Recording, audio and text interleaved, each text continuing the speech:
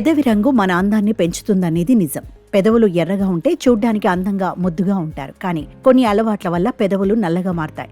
ఎంత లిప్స్టిక్ వేసి కవర్ చేసినా సహజమైన అందాన్ని కోల్పోతాయి.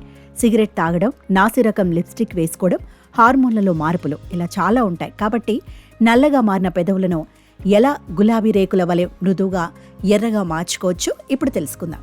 ఇది అబ్బాయిలు కూడా ట్రై చేయొచ్చు. ధూమపానం లేదా సూర్యరశ్మి పెదవులు నల్లబడటానికి అనేక కారణాలుండవచ్చు. కొన్నిసార్లు మీ పెదవులు కూడా జన్యుపరంగా నల్లగా ఉంటాయి. కొంత శ్రద్ధ చూపడం, అవసరమైన పద్ధతులను అనుసరించడం ద్వారా వాటి రంగును మెరుగుపరుచుకోవచ్చు. విటమిన్ ఏ, సి మరియు B2 పెదవులకు చాలా ముఖ్యమైనవి. కాబట్టి వీటిని ఖచ్చితంగా మీ ఆహారంలో చేర్చుకోండి. బొప్పాయి, టొమాటో, క్యారెట్, ఆకుకూరలు, పప్పులు మొదలైన వాటిని మీ ఆహారంలో చేర్చుకోండి.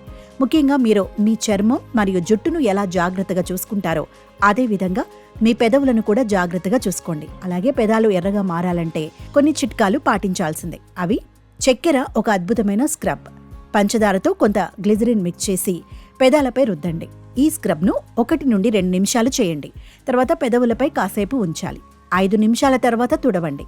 ఈ స్క్రబ్బర్ను తయారు చేసిన తర్వాత మీరు దానిని 1 వారం పాటు రిఫ్రిజిరేటర్లో నిల్వ చేయవచ్చు.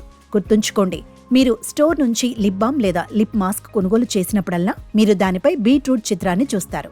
బీట్రూట్ మీ పెదాలకు అందమైన రంగును మరియు పోషణను ఇస్తుంది.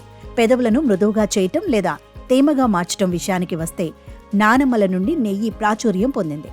కాబట్టి పెదవులకు నెయ్యి రాసుకోవడం వల్ల అవి మృదువుగా ఉంటాయి. నలుపు క్రమేపీ తగ్గుతుంది. అలోవెరా జెల్, దాని అద్భుతాలు మీకు ఇప్పటికే తెలుసు. 1/2 చెంచా బీట్రూట్ రసం, 1 చెంచా నెయ్యి, 1 చెంచా అలోవెరా జెల్ మిక్స్ చేసి ఈ లిప్ మాస్క్ను తయారు చేయండి. దీన్ని రాత్రిపూట పెదవులపై రాసుకొని నిద్రపోండి. మీరు స్టోర్లో కొనే లిప్ బామ్ కంటే ఇది చాలా మంచిది. ఇలా వారం రోజుల పాటు స్క్రబ్, లిప్ మాస్క్ ట్రై చేస్తే మీ పెదవుల రంగులో మార్పు మీరే గమనిస్తారు.